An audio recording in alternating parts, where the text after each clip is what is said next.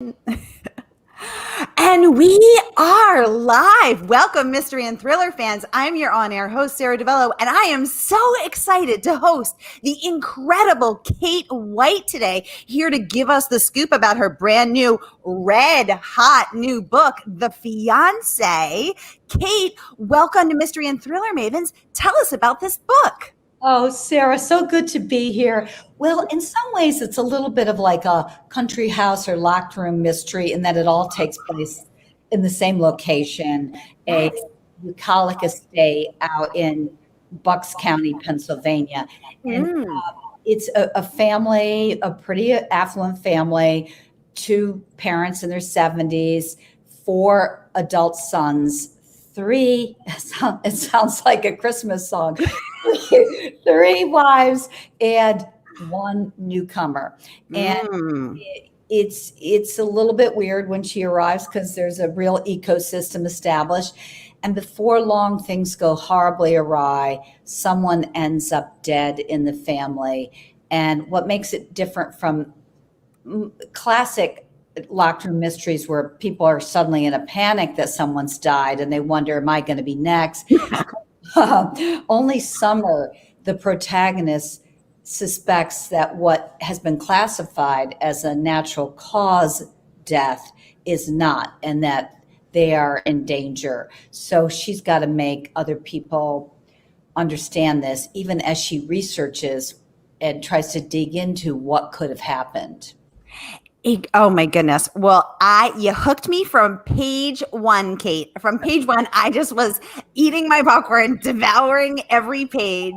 I had to know what happened. I had to know more. And I want to get into every single detail of it. But first, I just want to welcome all of our friends who are watching on Facebook, all of our friends who are watching on YouTube. Welcome, everybody. If you've been here before, you know how this works. And if you're new, welcome. We're so happy to have you. Here's how it works. Every week, I handpick featured authors to present to you, and you get to ask them anything. This is your time. This is a collaborative, inclusive conversation. So any questions that you have for Kate about her writing practice, about her book, about the family ecosystem, I know I got questions about that. There's so much to chat about here. Get your questions going in the comments, and I'll get them right over to Kate. I see Leslie is saying hello from Canada.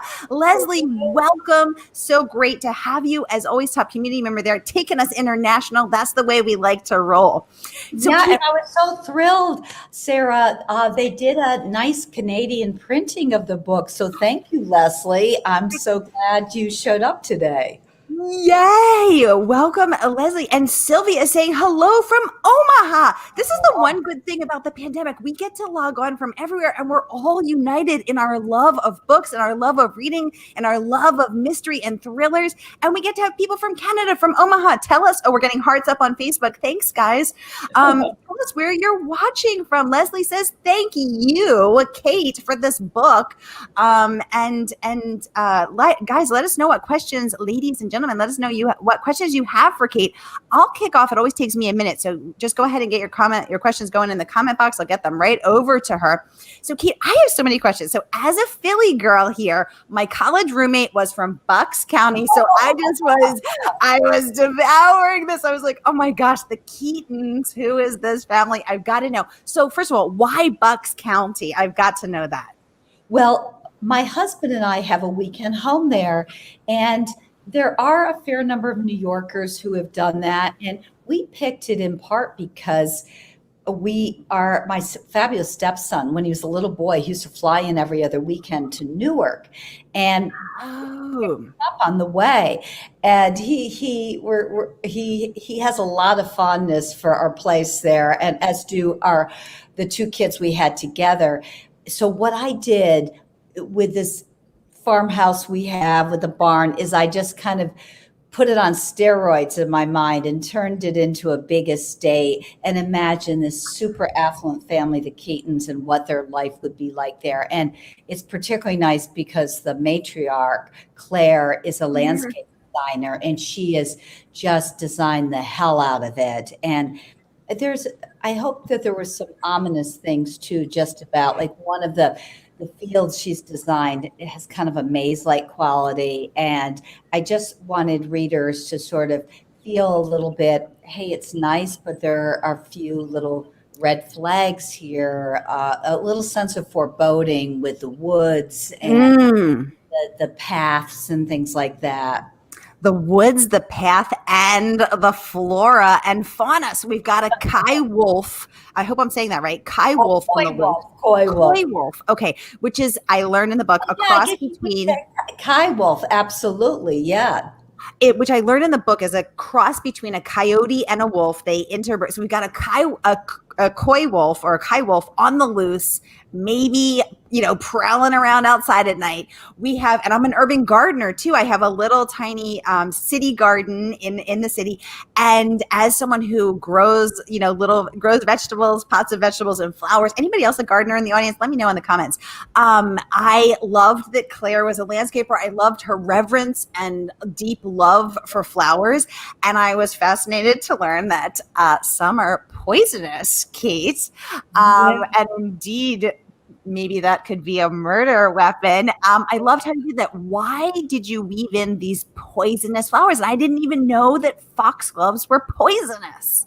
Well, when I was editing the Mystery Writers of America cookbook, I wanted to do some interesting sidebars. And I did one on foods that are poisonous. And in researching, and I talked to a poison expert who talked about certain flowers being poisonous, and we're not even conscious of that sometimes when we're gardening.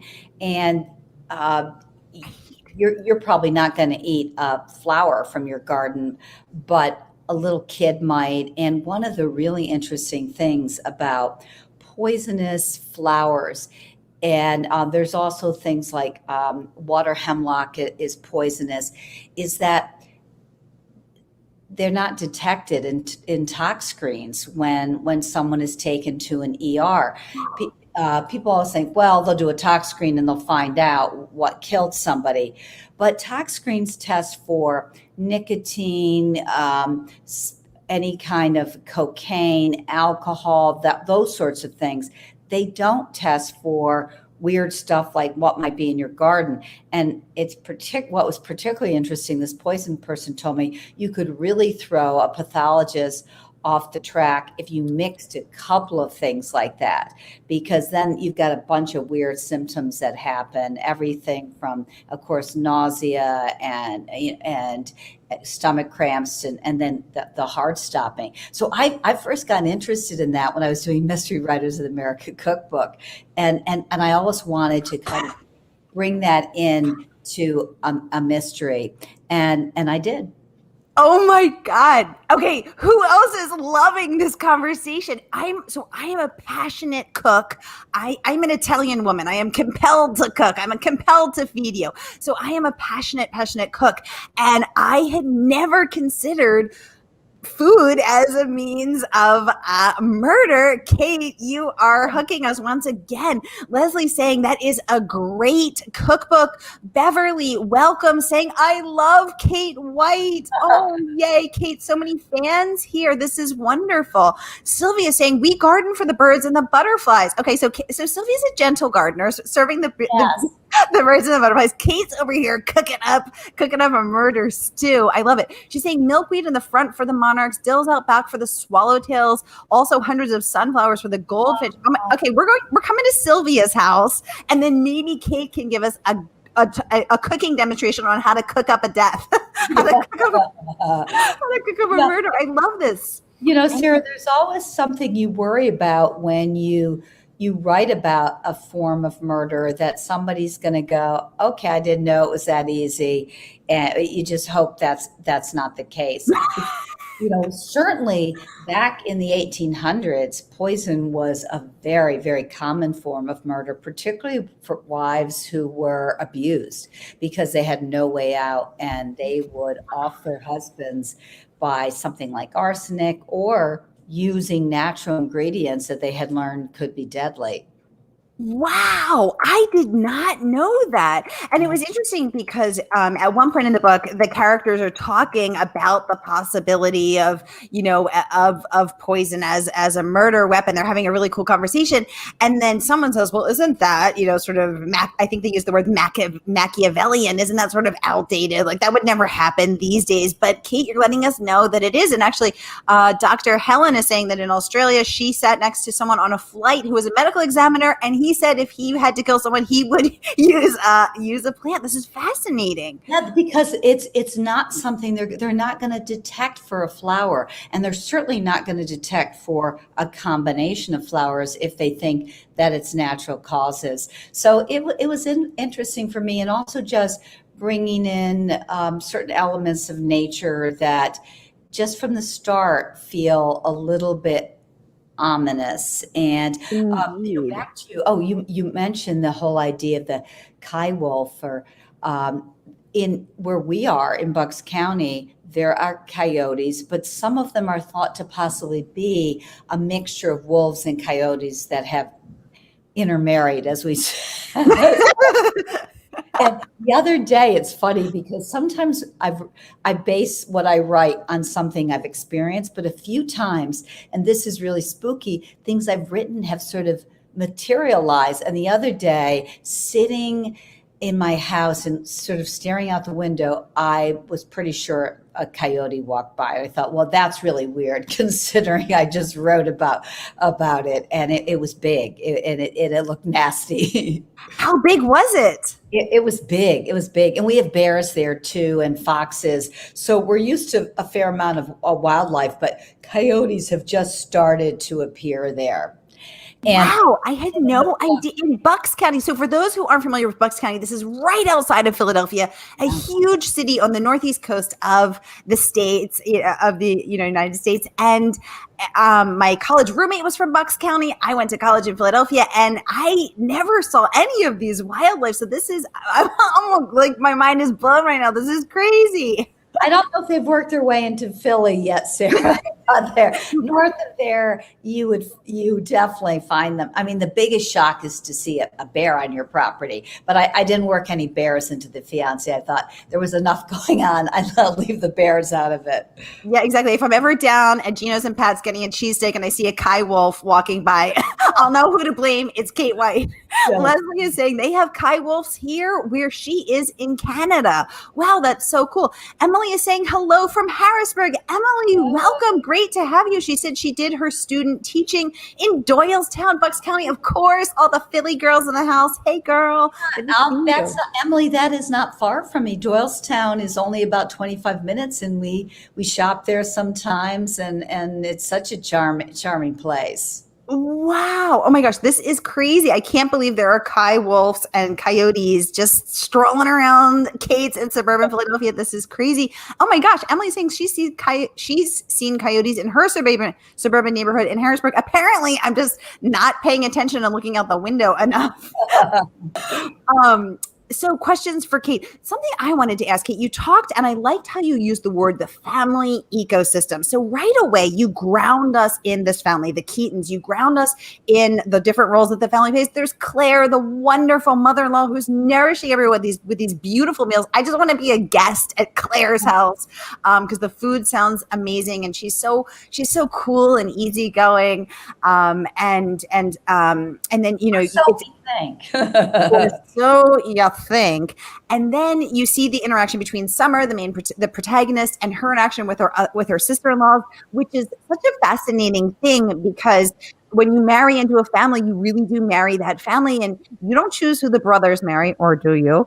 And you then have to navigate and hang out with these people, not only your brothers-in-law or sisters-in-law, but then their spouses. And so it was fascinating to see all of these moving parts and all of these very different couples, and then to bring in Hannah, possibly Hannah the hussy, we don't know yet, and to see everyone kind of like, we all have that, we all have had that experience, whether you're married or not, where someone in your friend group or family group starts dating someone new, and then you're like, yikes, please don't get married.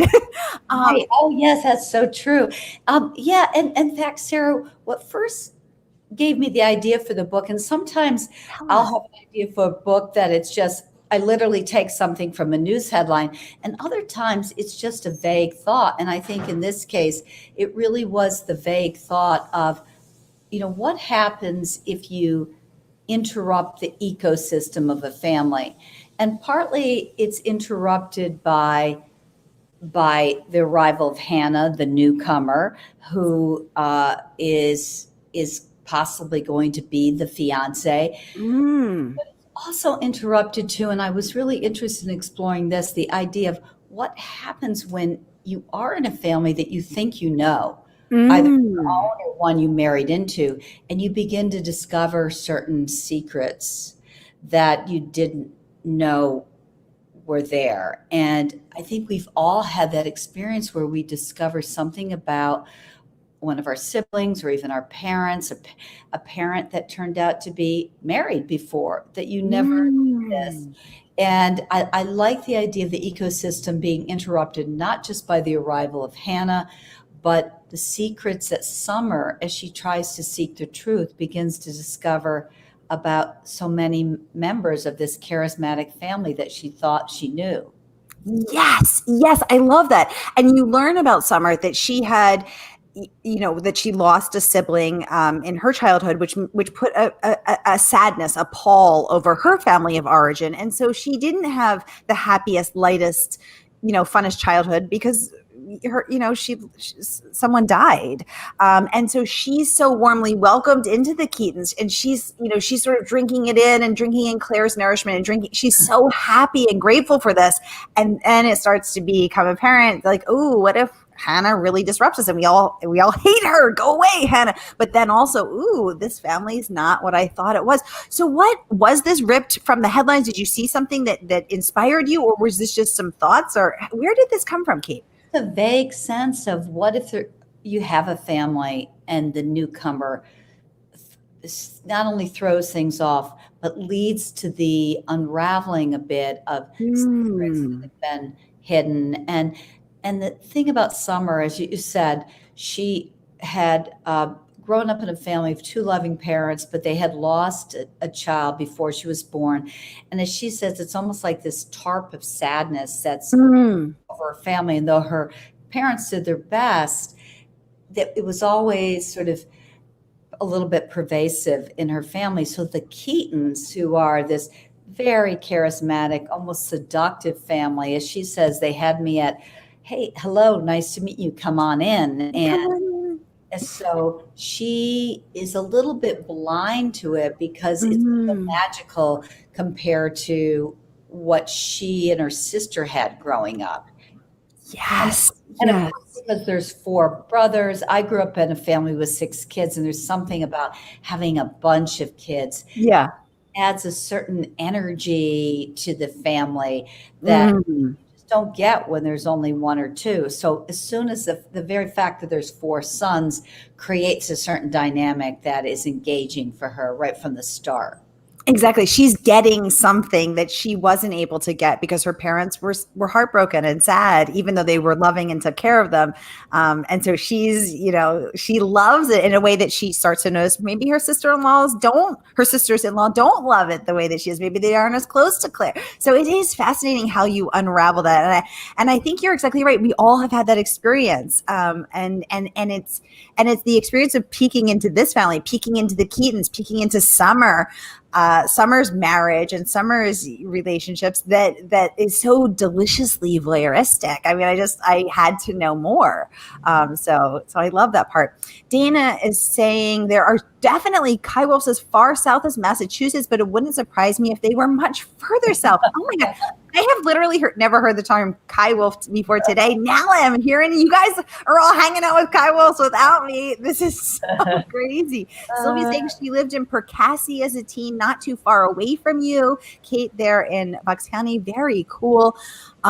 Sharon is saying better late than never. Hi from Minnesota. Sharon, welcome. Great to have you. Thanks for joining us from Minnesota. Another thing that I was really fascinated about is that Summer has a seemingly at first very glamorous life as an actress in New York, and she's got this great husband, this hottie husband, and she's got this very cool life. But then you start to see the struggle behind the scenes, that actually it's really hard to be a working actress trying to get it started, and feeling that envy of I think of Hannah being so much further down, seemingly so much further down the path. She's got a Netflix pilot, and Summer's just bitch doing her, her voiceover work. And I was thinking, you having had this incredibly glamorous and competitive career in magazines, is it like with Summer, things aren't as glamorous as they are behind the scenes, or was it indeed that fabulous being the editor of Cosmo? I have to say, being the editor of Cosmo was as fabulous as I could have ever imagined. Every day was like being on a television show. I would have days where things like Pharrell Williams emailed one day, "Hey, I wrote a song based on Cosmo cover lines. Can I come over and have someone sing it to your staff? I'll bring the booze." I mean, that was a day in my life. And it was so much fun. But my husband, who was for many years a news anchor, after 9/11, he made the decision he'd been doing it for a while, doing it since he was pretty young, to decide to change course. And he had been a theater major, a joint theater major, broadcast journalism major in college. So he started acting in New York and doing theater. And I was exposed to a lot of the young actors that he met in productions. And we talked a lot about the struggle and how few of them make it. And one of the people who came to dinner one night at our house with the cast was Amy Schumer, and fabulous Amy Schumer. And she did make it, but so often you don't make it. It is not a business where the cream of the crop gets to the top. It's just not like that. In magazines, found people who were great writers got to the top. It wasn't something like you could be an incredible writer and nobody ever noticed. So what I try to do is kind of tap into some things I had learned from his career. And I also really tried to channel early feelings I had as a young magazine editor, where you see people advancing faster than you and you're wondering, am I ever going to get there? And so that's what Summer's dealing with. Her career seemed to take off in the beginning, but it stalled. And then she's got Hannah doing the Netflix pilot. And as she says, am I the only person on the freaking planet who's not shooting a Netflix pilot? And Hannah doesn't do anything to make Summer feel good. In fact, right from the start, and this is what makes Summer suspicious, she lies and says she's never met Summer, even though Summer remembers her from an acting showcase from 2 years ago. And that's the first thing that makes Summer think there's something rotten in Denmark, to quote a famous playwright.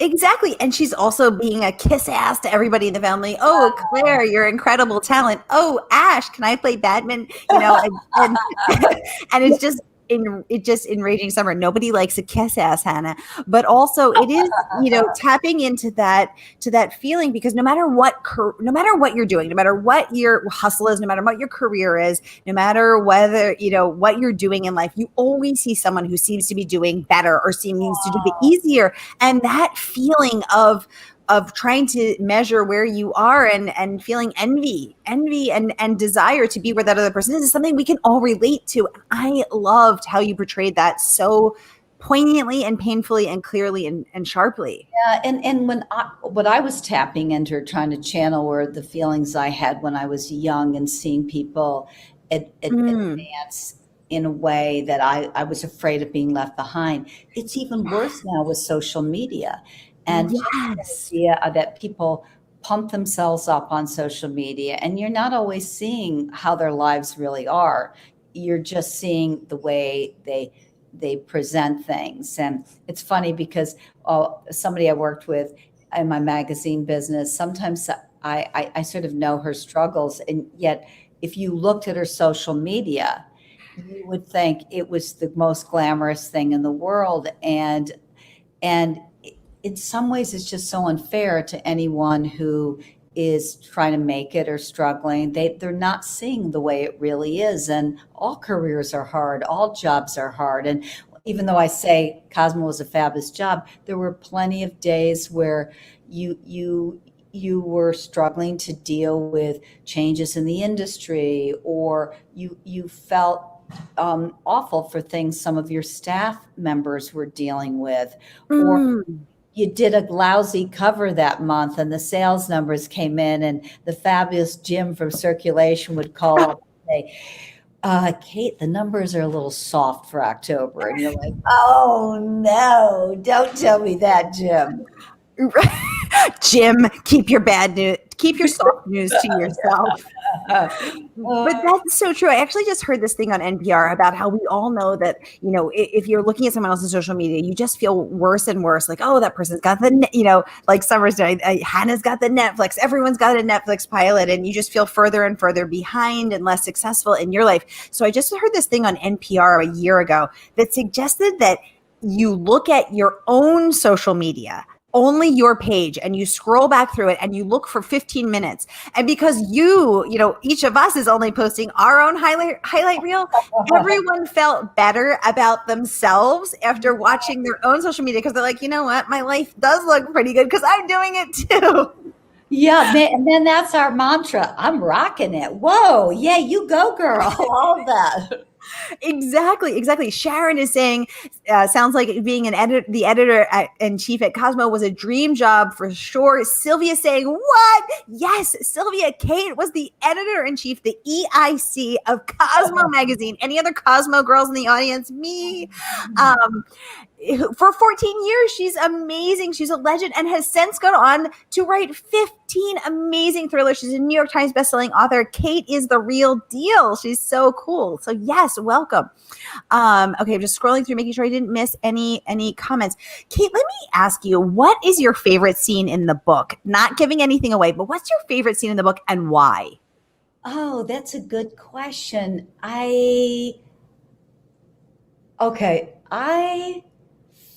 There's a scene where it's a quiet scene, but it's a scene where Summer walks into the kitchen to talk to her, and there's no lights on, and all of a sudden she finds her mother-in-law sitting in the near darkness, even because the blinds are pulled.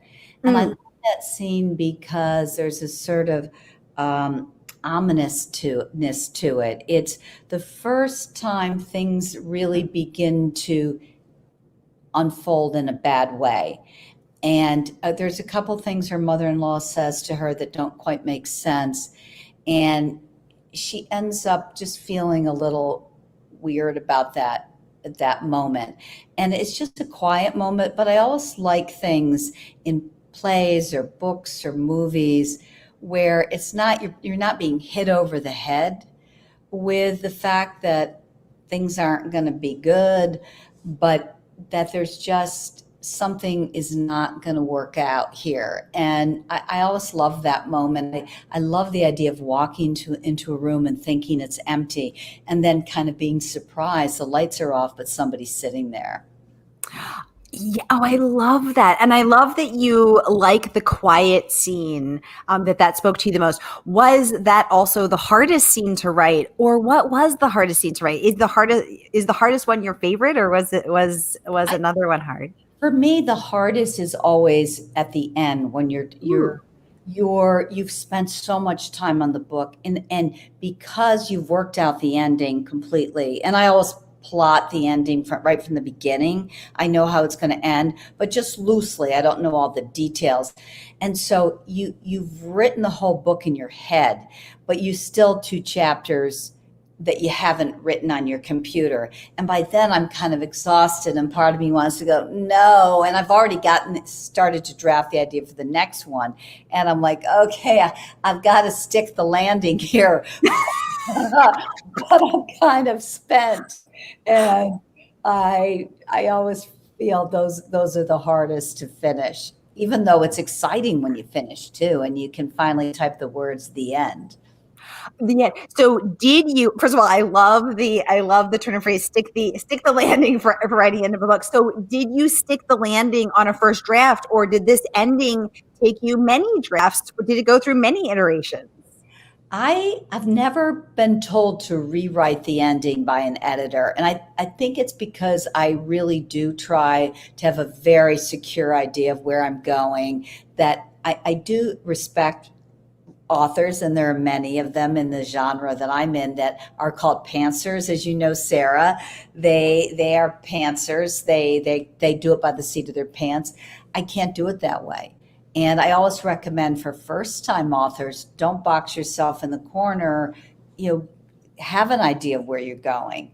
And so I always have a pretty firm idea, and no one's ever asked me to change it, but I think it's because I have thought it out a lot by the time I get there. Oh, I love knowing that. And so interesting to know that you are a plotter. So for those in the audience who are new to this, there's basically two big groups of writers. There's the plotters, and they sit and they plan out rigorously, carefully, meticulously what is going to happen when, and then they write to that plan. Others are pantsers, woo, where they just see where the spirit takes them. They just go with the flow and see where the characters take them. This is fascinating to know that you are a plotter. Thank you for sharing that. Yeah, and people I know, like Lisa Unger, the fabulous Lisa Unger, she's a pantser. Yeah. She never knows where she's going until she gets there. It's so fascinating to know how the creative process works. And Lisa has been on the show 3 times. Is coming back in October. I love her. She's so amazing. I tried to pants this novel, this one that I'm writing, and I swore I will not pants again. I will plot, because the pantsing has led me down. Sara, you're a plotter? I will be now, Kate, because I learned my lesson the hard way, the hard, painful, gritty way, where I overwrote the length of 2 books. Poor jerk. And now I got to back it up and cut 40% of the book. And it is so painful and so brutal that I swear, as you are all my witness, hold me to it. I am going to plot that next book like my life depends on it. What do you think is the perfect number of pages? So I like about a 300-page book. I like to really get in that book. I like a story. You know, I really like to immerse myself. I know some people are like, oh, I like a short read. No, I like to get in there, yum, yum, yum, yum, yum, and stay in that world when it's working for me. So I think, I'd love to be around that. And that would be about 100,000 words. And can I just ask, is the problem you had with pantsing is that you boxed yourself in a corner and then didn't know where to go? You know what it is, Kate? I'm writing true crime for the first time, and I completely got myself in over my head. I had trying to write a true story, but also have some sort of narrative arc, keep the pace going, be true, honor these people because they're real people with real stories with real lives who made real choices, honor those choices, and also try to solve an unsolved case. I bit off more than I could chew, and next thing I knew, I had 180,000 words. I'm so embarrassed. I'm sure you're wrestling it to the ground brilliantly, Sara. Oh, I love that. And I am going to wrestle that. I'm going to wrestle that alligator to the ground. Oh my gosh. Okay. Patricia says, forgive me, I always ask this, but what do you wish you would have known? This is a great question, Patricia. After your first book, the process is important and kicking my ass, LOL. What has surprised you in the writing world? So let's take this question, this 2-part question, one by one. So first of all, what do you wish you would have known after writing your first book, now 15 books later? I would say I wish I had known that readers are not interested in the way you roll out of bed in the morning. That in my very early books, I probably spent too much time getting them from point A to point B. And there was a little bit of sex in my early books that I realized they're not interested in that in thrillers. And I think just faster, the pace just has to be incredible. You want to grab them from the very first page. But I would also say that's changed a bit since I started writing. My first book was published in 2005. that we are now, we're so consumed with the genre and consuming so much of it that we expect more. Each book has to, we want it to be faster. So I think it's not just that I learned that the whole business has changed since then. And because it's just like thrillers have gotten faster. So I think that was important to learn. Ooh, fascinating. I'm fascinated by all of this. First of all, I'm so fascinated about what you said, that readers aren't interested in how you roll out of bed in the morning. So you're saying, and that also goes in with the fast pace. So it's getting faster and faster, but that's really what they're there for. Also, that you had more sex in your first books. Why? But mystery readers aren't interested in that so much, because there is a scene where Summer and her husband have an afternoon rendezvous, but it's not a long scene, and there's no sexy details. Right. I think that they are fine with you indicating that that's going on somehow in the person's life, but they don't want the details. And they just, what I found is that they didn't mind it, but they just skipped over it because and maybe in a different genre, they would be interested in it. But for any kind of murder mystery or thriller, they're just there to get the crime, see the roundup of possible suspects, be there for the thrills, ride it through, and then know how it's all going to end. And don't get bother them with any kind of seduction. Oh my gosh, I feel like I need that on a t-shirt. Don't bother me with any kind of seduction. Yeah, that's right. And you said that you've noticed the pace is increasing even more. So now, starting from 2005 to 2021, 16 years, 15 books. Now it's even faster. I mean, can we get much faster? Can we tighten it up much more? I don't know. I mean, when you go back and read like an Agatha Christie, sometimes there's not a body for I don't know how many pages, and that just wouldn't fly today. That you've got to be having that first page. Some people say even that first sentence needs to be almost a microcosm of what the book is, and hint at the excitement and the thrills that are and the sort of the question that's going to happen and be played out through the book. So if any aspiring authors need to know, really work on not just the first chapter, not just the first page, but that first sentence. Ooh, this is fascinating. And I love your turn of phrase, calling it a microcosm. I had never thought of it that way. And I really love that. Yeah, I saw this reference to a first line of a Dick Francis book. The men wore rubber masks. And wow, who would not want to keep reading? And in some ways, that's a microcosm for the book, so that the more you can think about that first sentence and how you're going to hook the reader so that they can't say no, particularly if they're only getting a first look of the book when they see it online and are deliberating whether to buy it. You want to be sure you've grabbed them. Oh, I love that. Okay, this is really, really cool. Thank you so much. I'm just making sure that I didn't miss any questions. Oh wait, Leslie, I think I missed one of yours. She said having. It looks like she's correcting something that I may have missed that before. Leslie, if I missed yours, can you just type it again? I'm so sorry, I might have missed it. I don't see it here. Patricia's saying, thank you so much for answering her questions. Ooh, Sylvia would like to know, in your opinion, what is a novel that, quote, checks all of the boxes? Ooh, that's a tough question.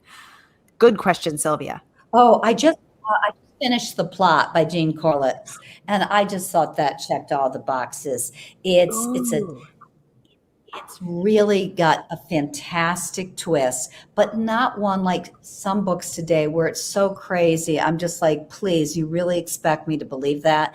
And it's got great characterization and hooks me from the very beginning, and then delivers even beyond that. I thought it was fantastic. Oh, cool. I haven't read that. So I hosted Jean in December about The Undoing, which in book form was called You Should Have Known. And she was great. So I haven't read The Plot yet. And now with your glowing recommendation, I will do that because, wow, that is high praise. Yeah, I loved You Should Have Known. But Yes. this this is at a different level. It's just a great thriller and delicious, and you just can't stop reading it. And it's what also is so great. It's fresh. I mean, I love books about bad husbands and bad wives and people as traumas, and I've even written some in those categories. But this is so weirdly different than all of those, and so that makes it refreshing. You haven't read this one before. Ooh, that is high praise, Kate White. High praise. Another thing I love about Jean's books is it's a love letter to New York City, a love letter to the Upper East Side. So I love that as well. Yeah, and this is not there's touches in New York, but it certainly, whether it takes place other places. And weirdly, one of the towns is near the town I was born in upstate New York, though she's talking about a town just over the border in Vermont. So it was kind of haunting for me.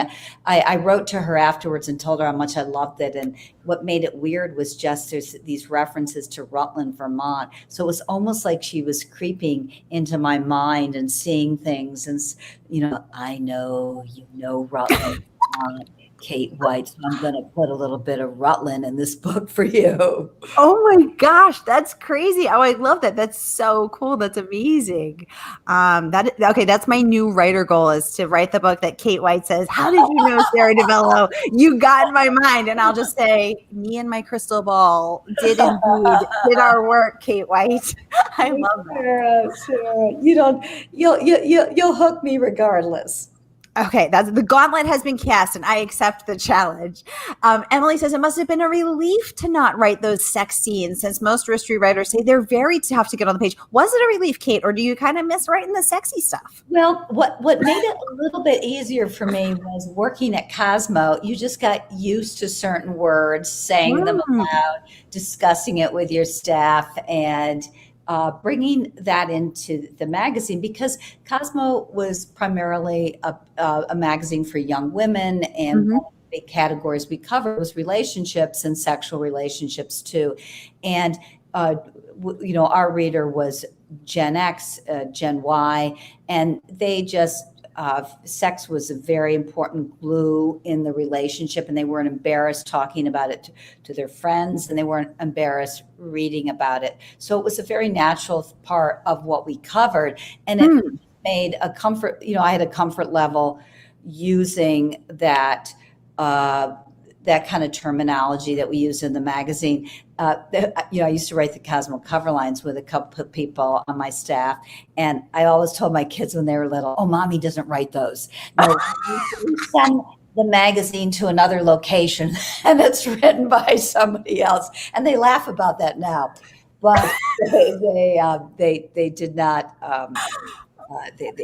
That's what I used to say. So, but even though I felt comfortable, I was happy not to have to bring it in. Very interesting. Okay, well, the cat is officially out of the bag. Kate wrote the Cosmo cover lines. Everyone now knows, friends, the cover lines were written by Kate. I love it. Thank you so much for letting us know. I'm here for the behind the scenes. Let's see, just to make sure I'm not missing anything. Laurel is saying, we aren't here for the sex, Kate, LOL. That's my dear friend. Laurel, thank you. My dear friend and my fashion guru, Laurel. We've been friends for 25 years. She's the most incredible human being and fashionable, beautiful. Oh my God, that woman puts outfits together like I've never seen. Patricia says, please say the author's name. It is Jean Hanff Korelitz. Yes. Patricia, and I put it in the comments as well. And it's really great, Patricia. I recommend it without hesitation. Yay! So now we have the official recommendation of Kate White. This is fantastic. And I see, oh my gosh, we are over our time, everybody, because we're having so much fun. We're just chatting away. But I just want to let everyone know that Kate's incredible book, The Fiancée, is for sale today, and you can buy it through an independent bookstore. Tragically, one independent bookstore. Let's both hold them up. Kate. The one independent bookstore a week has gone out of business during the pandemic. And today and every day, you can buy your copy of of the Fiancée and support an incredible independent bookstore, one of 3 dedicated mystery bookstores in the country, one of the oldest and most respected, and my personal favorite, Murder by the Book. So I just put the link in the comments. What a fantastic place. Oh, I love them. McKenna and John, they're so amazing. Emily's saying, I never saw the cover lines because the grocery store always had them covered up at the checkout line. Right. Emily, I was sneaking that in my cart and sneaking that in my bag all the way through college. I absolutely love it. Kate, you have been an incredible delight. Is there anything that you wish I'd asked? Anything you want to tell us before we sign off? Thank you, Sara. Thanks for letting me talk about the Fiancée.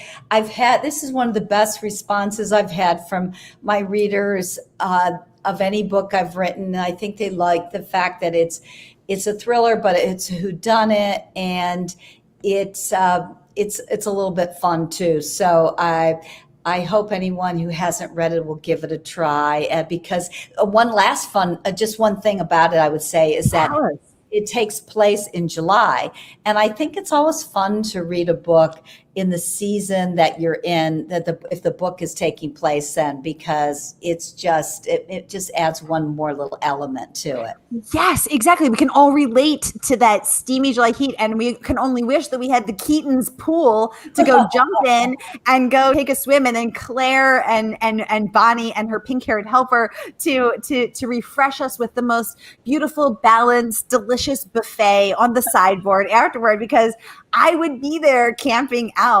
And Kate, this book has earned incredible praise. Publishers Weekly calling it a skillfully constructed page turner, expert pacing, incredible characters readers love to hate, and an intelligent heroine make this a winner. White consistently entertains, and that is but one of many rave reviews. The Library Journal raving that this is a twisty family drama. I know everybody here loves twisty. So, and I could go on and on. You have gotten rave reviews from Megan Miranda, from Nerd Daily, from Amy Malloy. I'm posting all of these in the comments. So I could go on and on and on, but this book has earned this praise, and you are a master, as Publishers Weekly say, consistently entertaining us. So Kate White, thank you so much. Thank you everyone for joining us. So great to have you. Leslie saying thank you. Congratulations. Soon to be on the bestsellers list, I'm sure. Absolutely. Laurel saying cannot wait to read it, Kate. Oh, Sharon would like to know if there's any autographed copies anywhere. I think just because of the pandemic, that's hard to do. But Poison Pen has some in another great independent bookstore in Phoenix. They sent some to me to autograph, so they have some. Okay, perfect. So you heard it here, Sharon. It's at the Poisoned Pen, another fabulous independent bookstore. Patricia is saying, thank you, ladies. You are delightful, Ms. White. Be safe, everyone. Patricia, thanks as always for joining us. Everyone, have a great day. We'll see you next time here on Mystery and Thrillers. Thanks, Sara.